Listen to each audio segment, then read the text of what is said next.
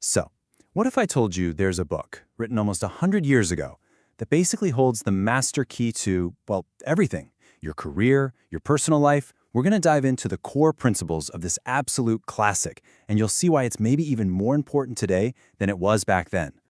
Let's set the scene. It's 1937. We're in the middle of the Great Depression. Things are tough, right? And people are looking for any advantage they can get. The publishers had so little faith in this book, they printed just 5,000 copies. They had absolutely no clue what they were sitting on. But, against all odds, it just exploded. An overnight sensation. But why? Well, it's because it tapped into this universal human need we all have, to be liked, to be understood, to have some influence.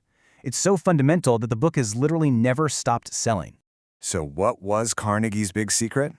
Well, he pointed out something huge that most of us, honestly, still miss. Research from his own foundation showed that all your technical skills, the stuff you're an expert at, that's only about 15% of what makes you successful. The other 85%? Wow, that's all about one thing: how well you deal with people.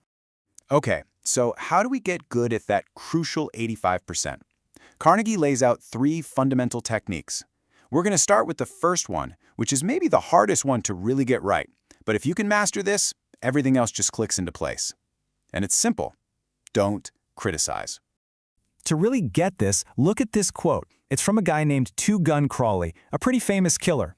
He wrote this while he was in a shootout with 150 cops. Instead of thinking, man, I really messed up, he saw himself as having a kind heart. It's the perfect example of a basic human truth. We almost never blame ourselves. And that's Carnegie's whole point. He says that 99 times out of 100, criticism is just useless. It doesn't create change. What it does is it makes people defensive, it hurts their pride, and they just dig in their heels and start justifying what they did. It just doesn't work. Even one of the greatest leaders ever had to learn this the hard way. A young Abraham Lincoln used to publicly make fun of his opponents all the time. That is, until one of his critiques went so far that he was challenged to a duel. After that brush with death, he totally changed his tune. No more public criticism, ever. All right, so if we can't criticize, what are we supposed to do? What's the other option? Well, that leads us right into Carnegie's second principle, which is way more powerful, and that is give honest appreciation. Carnegie is really tapping into some deep psychology here. And I want you to notice the word William James uses on the slide. It's not a wish, it's not a desire, it's a craving, like a hunger. We all have this deep-seated need to feel important, to feel like we matter. But, and this is super important, Carnegie makes it really clear that there is a huge difference between real appreciation and just, cheap flattery. You can see it right here. Flattery is insincere, it's selfish, and honestly, most people can smell it a mile away. Real appreciation, though, that's sincere. It comes from the heart, and people can absolutely feel the difference. And get this isn't just some nice theory. Look at the power of it in the real world. Back in the 20s, Andrew Carnegie paid a guy named Charles Schwab over $1 million a year. $1 million! That's like over 30 million bucks today. And for what? Not for his financial genius, but because, in Schwab's own words, he was great at getting people fired up through appreciation and encouragement. I mean, that's how valuable this one skill actually is. Okay, so we've learned we need to stop criticizing and start appreciating. But there's one more piece to this puzzle. How do you get someone to actually want to do something? Well, that is the secret behind principle number 3, arouse an eager want. Carnegie breaks this down with a really simple but kind of brilliant analogy. You might love strawberries and cream, but you're not going to put that on a fish hook, are you? Of course not. You use worms. Why? Because that's what the fish wants. And it's the exact same idea when you're dealing with people. This right here is the heart of it. The only way to really influence somebody is to stop talking about what you want and instead figure out what they want. I mean, we're all the hero of our own story, right? So if you can frame your ideas in a way that helps them get what they desire, you get cooperation, not a fight.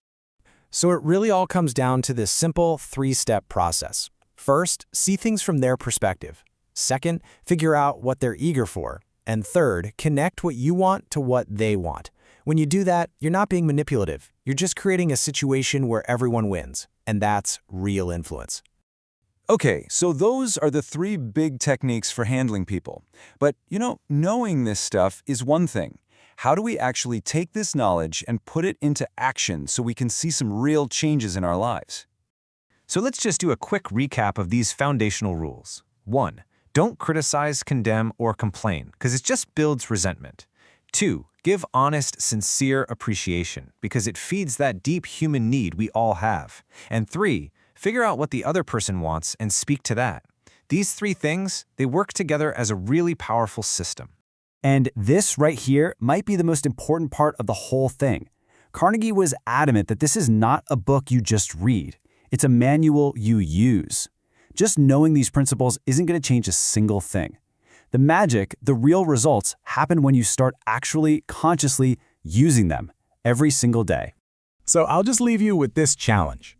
Don't try to become a master of all 3 things overnight. Just pick one. Which one are you going to practice today? Are you going to hold back a criticism? Are you going to find a chance to give someone a genuine compliment? Or are you going to try to see a situation purely from somebody else's point of view?